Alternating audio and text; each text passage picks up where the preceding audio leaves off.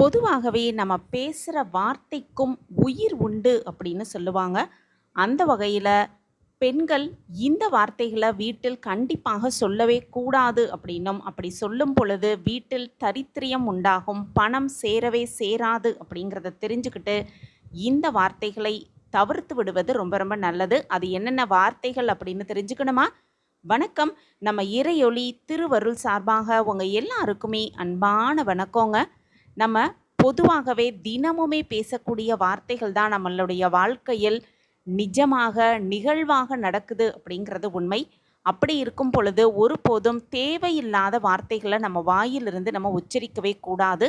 அந்த வரிசையிலும் வீட்டிலும் சரி, தொழில் செய்யும் இடத்திலும் சரி, உச்சரிக்கவே கூடாத சில வார்த்தைகள், சொல்லவே கூடாத சில வார்த்தைகள், அதிலும் குறிப்பாக பெண்கள் வாயிலிருந்து இந்த வார்த்தைகள் வரவே கூடாது.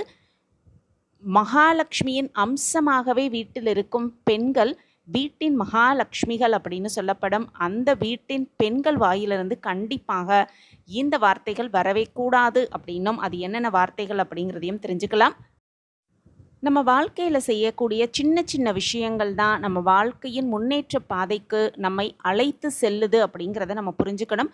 அப்படி நம்ம செய்யும் சின்ன சின்ன தவறுகளும் நம்ம வாழ்க்கையை அடிமட்டத்திற்கு கொண்டு சென்றுவிடும் அப்படின்னும், அப்படி பெண்கள் வாயிலிருந்து வரக்கூடாத சில வார்த்தைகள் கண்டிப்பாக செய்யவே கூடாது. மகாலட்சுமி தேவியின் அதிர்ஷ்ட பார்வை நம்மீது கிடைக்காமல் போவதற்கு இந்த வார்த்தைகளும் இடம்பெறும் அப்படிங்கிறதுனால இதை தவிர்த்து விடுவது ரொம்ப ரொம்ப நல்லது. ஐஸ்வர்யத்தையும் அதிர்ஷ்டத்தையும் அள்ளி தருகின்ற மகாலட்சுமி தேவியோட அருளை பெறுவதற்கு நம்ம வாயிலிருந்து வரும் வார்த்தைகளும் காரணமாக அமையும் அப்படிங்கிறத நம்ம தெரிஞ்சுக்கணும்.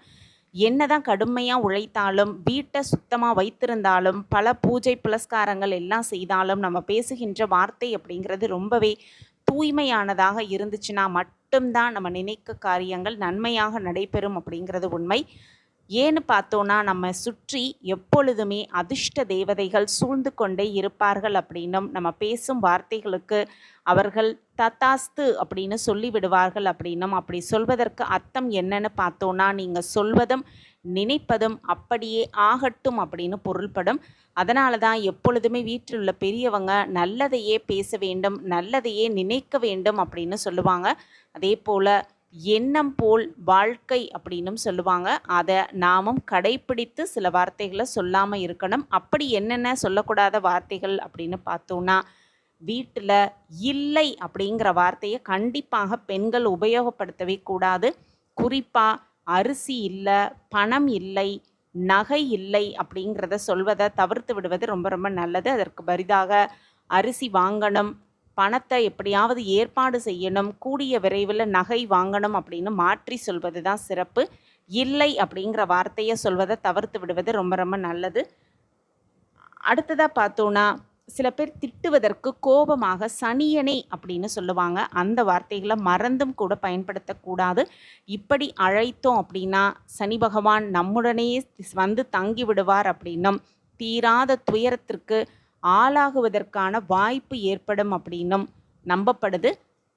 குழந்தைகளை கண்டிப்பாக திட்டி பேசுவது கூடாது. சபிப்பது அப்படிங்கிறது மிக மிக ஒரு தவறான விஷயம். அப்படி அவங்க தவறே செய்திருந்தாலும் அவர்களுக்கு புரிகிற வரையில் அவங்கள தெளிவுபடுத்த வேண்டுமே தவிர இழி சொற்களை பயன்படுத்தி பேசவே கூடாது அப்படிங்கிறது முக்கியமான ஒரு விஷயம்.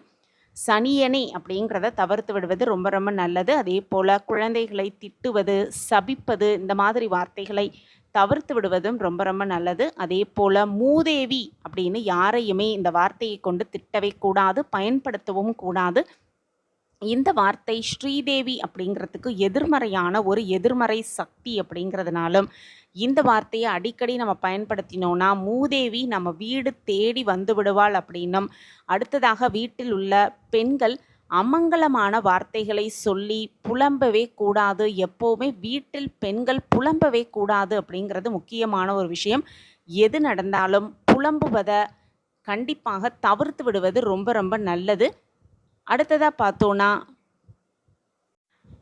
தினசரி நம்ம வாழ்க்கையில் பயன்படுத்தக்கூடிய மற்றொரு வார்த்தை அப்படின்னு பார்த்தோன்னா, ஐயோ ஐயையோ அப்படிங்கிற வார்த்தையை அதிகமாக பயன்படுத்துவோம். யம தர்மருடைய மனைவியின் பெயராக இந்த ஒரு வார்த்தை சொல்லப்பட்டிருக்கு.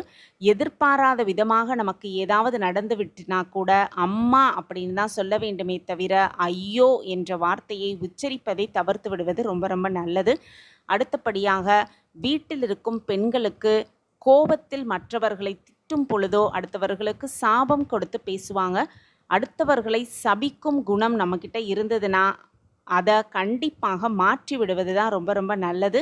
அது நம்மளுடைய இல்லற வாழ்க்கைக்கு சரியானது அல்ல அப்படிங்கிறத புரிஞ்சுக்கணும். அதே போல் வீட்டில் அடிக்கடி சுத்தம் செய்து விட்டேன், சமையல் அறையை சுத்தமாக துடைத்து விட்டேன், வீட்டை சுத்தமாக துடைத்து விட்டேன், பூஜை அறையை சுத்தமாக துடைத்து விட்டேன் அப்படின்னு சொல்லவே கூடாது.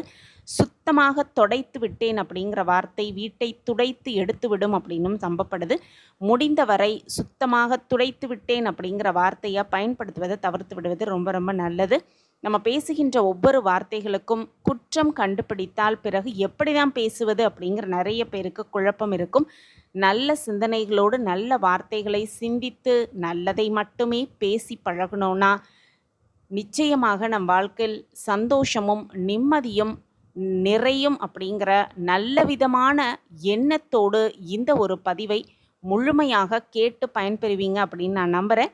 மீண்டும் ஒரு புதிய பதிவில் பார்க்கலாம். இந்த பதிவு உங்களுக்கு பிடிச்சிருந்ததுன்னா லைக் பண்ணுங்கள், ஷேர் பண்ணுங்கள், அப்படியே ஒரு சப்ஸ்கிரைபும் பண்ணிடுங்க, அப்படியே ஒரு கமெண்ட்டையும் போட்டுருங்க. உங்கள் கமெண்ட் தான் எங்களுக்கு மிகப்பெரிய ஒரு ஊக்கமாகவே இருக்கும். மீண்டும் ஒரு புதிய பதிவில் பார்க்கலாம். நன்றி, வணக்கம்.